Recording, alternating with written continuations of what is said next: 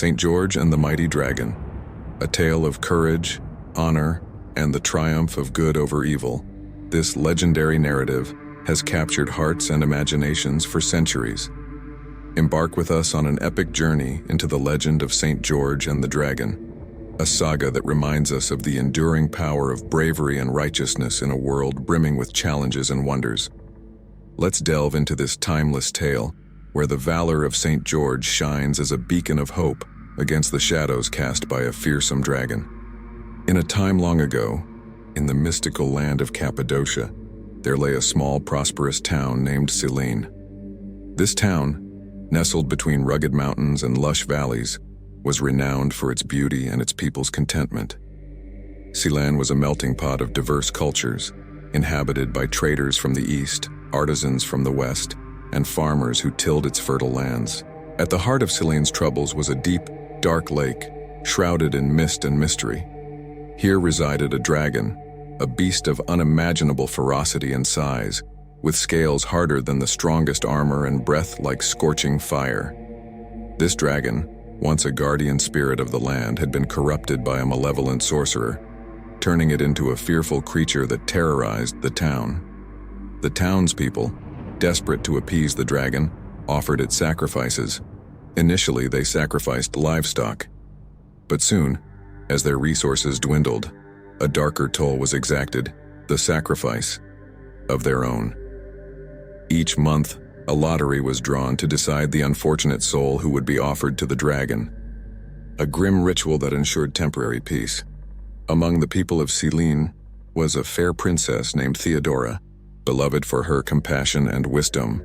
She was the daughter of King Lysimachus, a ruler who had tried in vain to protect his people from the dragon's wrath.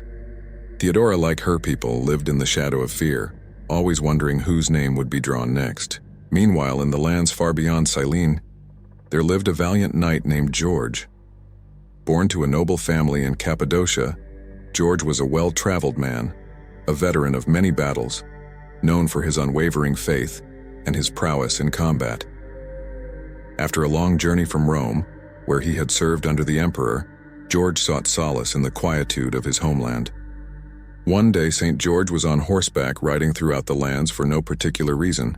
He arrived in Cyllene, and as fate would have it, George arrived in Cyllene on the very day the Princess Theodora's name was drawn for the sacrifice.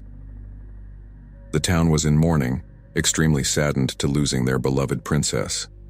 George, upon learning of this tragic decree, was moved by the plight of the townspeople and the courage of the princess. The next morning, as Theodora was led to the lake dressed in what was to be her funeral garb, George rode out of the town on his noble steed, armed only with his lance and his unwavering faith.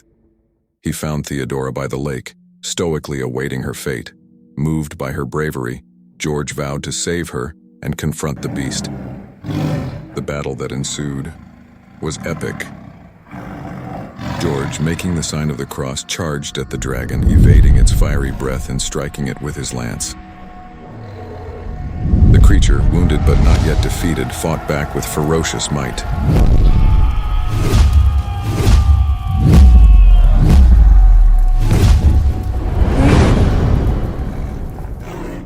After a grueling fight, George managed to subdue the dragon, using the princess's girdle to bind it. George then made a proposition to the people of Cyllene. He would slay the dragon if they agreed to convert to Christianity. The king, witnessing the miracle of George's bravery and the subdued dragon, agreed, and so did his people. George killed the dragon, and from its blood, a rose garden bloomed, symbolizing the town's rebirth. King Lysimachus, in gratitude, offered George treasure and land, but the knight declined, asking instead for the funds to be used to help the poor and build churches. A church was erected at the site of the battle, with a fountain that miraculously healed the sick. St. George, as he came to be known, left Cyllene, continuing his journey of faith and heroism. His legend lived on, inspiring generations with the ideals of courage, sacrifice, and the triumph of good over evil.